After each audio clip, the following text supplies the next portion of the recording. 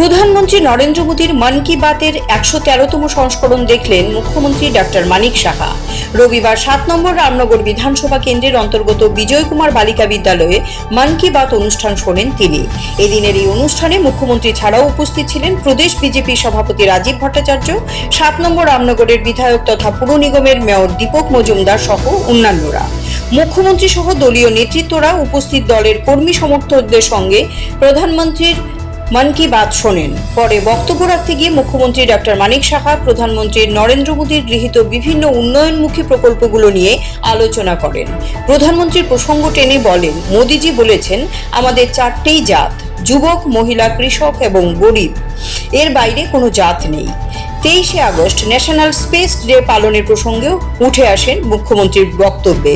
তাছাড়া এখানে অনুষ্ঠানে ইন্দ্রনগরের চিরঞ্জিত দের মৃত্যুর প্রসঙ্গ তুলে তার জন্য দুঃখ প্রকাশের পাশাপাশি তার সাহসিকতার জন্য গর্ববোধ করেন বলে জানান।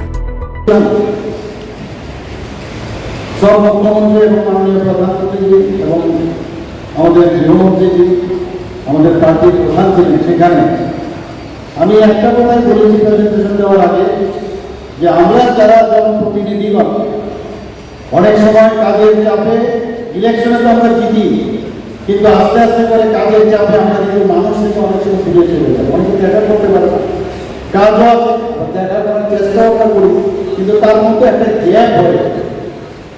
সেই গ্যাপ যেন না থাকে, এর জন্য আমার এই প্রেজেন্টেশন। এবং আমার সরকার আমরা রেখেছি ত্রিপুরাতে প্রায় 70% বাংলা, আর বাকি যারা অন্যান্য সম্প্রদায়ের আছে তারা থাকলেও কিন্তু বাংলাকে ওরা চিনে বুঝে সব জানে। এই কারণে আমার বাংলা, আমার সরকার, আমার মতলব মেরি, হিন্দিতে যাকে বলে মেরি সরকার।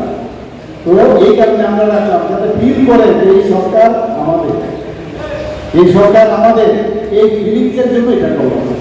সেটার বিস্তারিত ব্যাখ্যা আমি দিয়েছি। কোথাও যেখানে আমাদের পঞ্চায়েত লেভেলের প্রতি বৃহস্পতিবার ওয়াকিং ভিলেজ করে আমরা একটা কার্যক্রম রেখেছি, প্রতি ভিলেজে যায়, পিসিতে যায়, সেখানে আমাদের যারা প্রধানরা আছেন, প্রধান মেম্বার এবং যারা ওখানে আমাদের পঞ্চায়েত লেভেল অফিসাররা আছেন তারাও সঙ্গে থাকে। কোথাও কোনো সমস্যা হবে তাকে ফটো তুলে ঠিক করা, কারণ রাস্তা খারাপ, কারণ ড্রেন খারাপ, কারণ ইলেকট্রিসিটি খারাপ, ফটো তুলে সেটাকে আপলোড করা।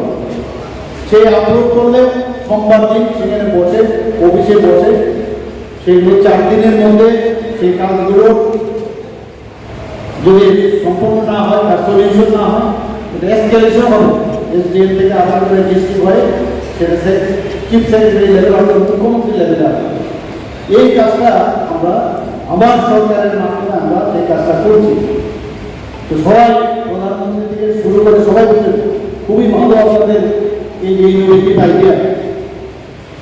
তো মাননীয় প্রধানমন্ত্রী যে মন কি বাত, আমি কেন এই কথাটা বললাম, মানুষ তারাই কিন্তু আমরা নির্বাচিত। CRI TV, channel for news and entertainment.